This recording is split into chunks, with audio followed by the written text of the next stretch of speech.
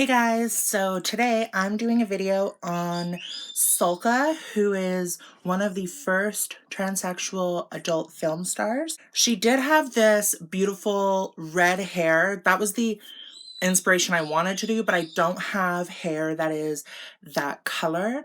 So I figured I'd just do one from her brown blondie era.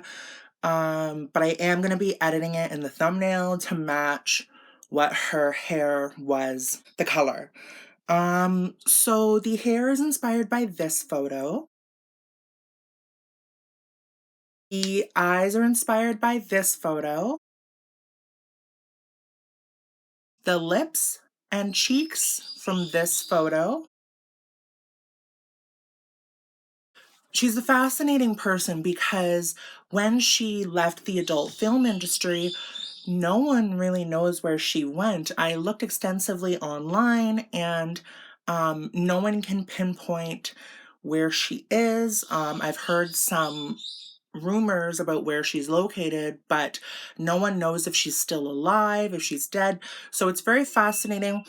And I don't see people really talk about her enough when it comes to talking about transsexual trailblazers. She's totally beautiful, an icon, and I just wanted to show appreciation for someone that was a trailblazer. I'm not super well versed in her movies, but I love the way she looks, and I think she was a total star. So I really hope you guys enjoy the video. Thank you so much for watching. I hope you have a great day. Bye. Okay, hello everyone. So I have P. Louise Base on the eyes, and I'm actually going in with the P. Louise black base as a base for the black. I think it's called like Badda Black Base or something. It's a really stupid name, but it's an awesome product.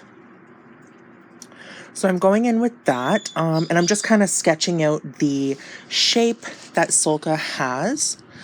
I definitely, personally, probably would not wear this out in public. This is more like an adult film star look, and if I was doing an adult film, maybe I'd wear it, but I'm not. Fun factoid about me, I've been offered, I think, from 4 different studios to film adult work. Not something I'm interested in, but pretty funny. Okay, so we have, I'm using Glory Hole first from the Orgy palette to kind of set out where I want the black to go. Then I'm going in with the black from the Cremated palette, and that's the darkest matte black that I'm using. And I kind of had to go back and forth on this because I found my crease wasn't meeting up with my inner corner the way that Sulka's does. Mine was a little too far out, so I brought it in a bit, and then brought it in again. Sulka didn't have much of a nose bridge, so I think it might have been easier for her to get that pretty look at the inner corner. Not the biggest fan of it on me, but whatever. So I go ahead and I clean up the outer edge, and then I did clean up the eyelid. I felt like the eyelid was a little too sharp after a while though.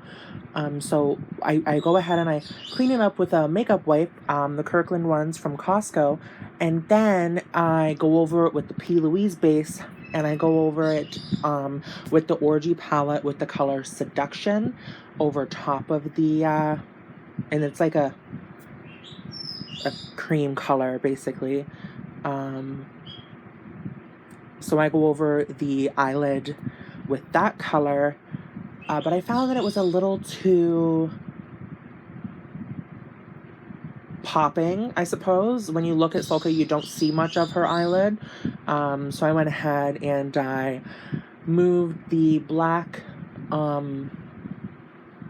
crease down a little bit. I didn't want to do anything too sharp either because it doesn't look to me like she cut her crease. It looks like it's more blended.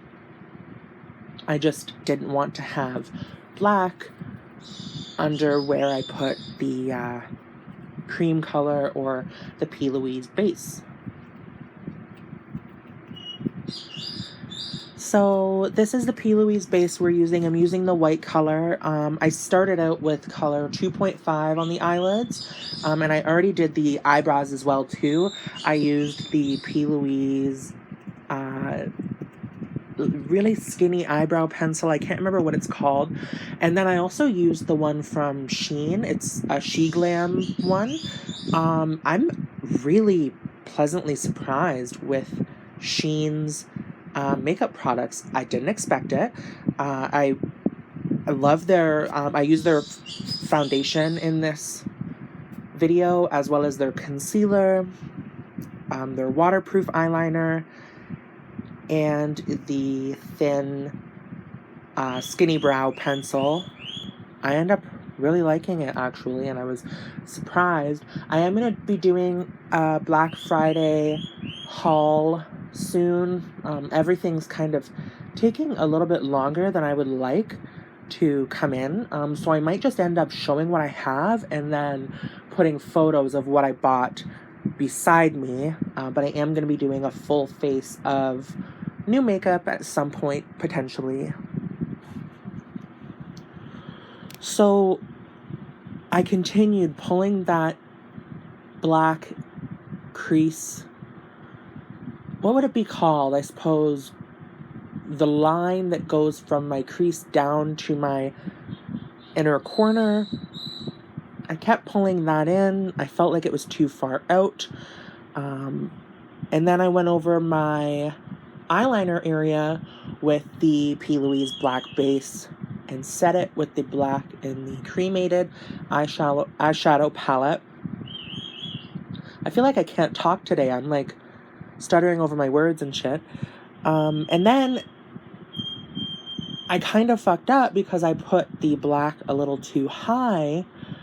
I don't know if like makeup just wasn't, it just wasn't my day for makeup, but I put the black for the eyeliner a little too high on one side. So you'll see me take a little bit of the P. Louise base on an eyeshadow brush and just kind of erase over top of where I put the black too high. So this is kind of where I'm seeing like, okay, I need to connect the crease to the eyeliner. This is not something I've ever done, but it appears that Sulka did this in almost all of her publications. There's a couple where I notice a very, very thin line in between the crease and the eyeliner, but I didn't really notice many. So I did go ahead and attach that. Like I said, I would never really wear this look. Personally, it's just, I'm not crazy about it. But I wanted to be accurate to what she did wear. I mean, I think it's cool and it looks awesome on her. Just for me, I'm more so like a bright inner corner with no darkness there. So I'm just cleaning up under the eye. I didn't want to put concealer over black shadow. And a lot of this was going in, using more black shadow, blending it, going in, intensifying the areas, blending it, blending that crease line because I didn't want it to be too stark. So there was multiple things that kind of went into this, so to speak. The going back and forth was the main thing, going from the black to the blending to the cream, to the black, to the blending, to the cream, etc. That was, I found, what I ended up doing the most. My arm did hurt after this from all the blending. Okay, so after I clean off under the eye, when I feel it's sufficient for now, I go ahead and use the e.l.f. Prep and Hydrate Balm all over my skin for some nice moisture before I go ahead and pack on powders and things like that. I was really surprised with how full coverage the Sheglam foundation and concealer was. I found that it covered my pores excellently. I didn't wear it for long, so please keep that into consideration because I don't know how long it wears for, but I did enjoy it for the short amount of time that I did wear it. Yeah, and it blended out nicely as well too. I used a couple of new products I got from Real Techniques. I really like Real Techniques. Their brushes are probably some of my favorite. And I saw the Electric Mood or Electric Love or something collection. And my mom actually picked it up for me. So I was very grateful for that. I love the neon look or the summery look of the brushes. So this is the Sheglam 12-Hour Full Coverage Concealer and the Sheglam Complexion Pro Foundation everywhere else. So the Sheglam Concealer is under the eyes and the foundation is everywhere else. It did really well on covering my freckles. I found that that's something that usually pokes through foundations, but I didn't have that issue with this. I was really sad I didn't have a red wig that's the same kind of color as Sulka. I used to have one and it was really beautiful, but this really creepy guy came up to me and said he liked redheads, and I kind of was uncomfortable wearing it ever again, to be honest with you, because I worked with him. So yeah, I ended up coloring over top of it. So using the Coty Airspun powder, pretty much as always, over top of the MAC Studio Fix powder. And then, like I said, even more blending.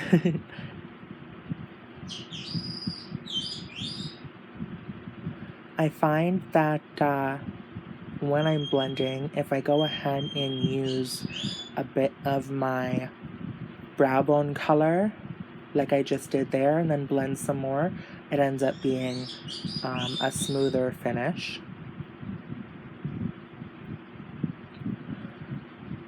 So I just go back and forth between the brow bone color and the black. When you're wearing so much black, you have to kind of spend a while blending it out and stuff. I did use the the Physicians Formula Butter Bronzer that is on the perimeter of my face. I don't really contour, I just kind of go around the outside of my face. I want to do a video on how to lose like 40 pounds with bronzer or contour, because when you look at the one side of my face, it's unreal after I do contour or bronzer on the other side of my face. So this is one of the new Real Techniques brushes, and I'm using the P. Louise Glow For Me Baby blush or highlighter. I don't know what it is.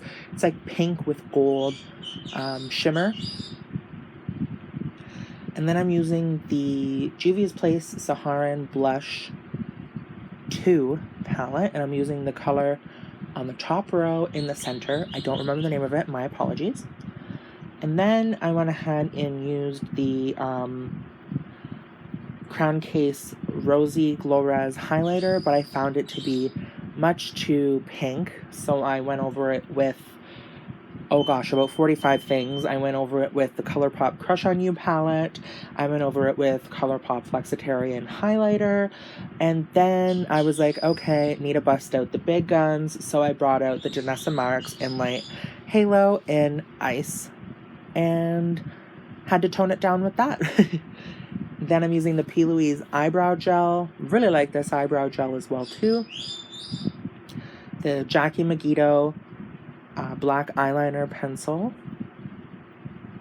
My eyes were halo watering at this point, so I was like putting eyeliner on while it's watering. Didn't really work, and then I got a Q-tip and tried to kind of dry my inner corner. That's what I mean about I don't think it being a makeup day for me.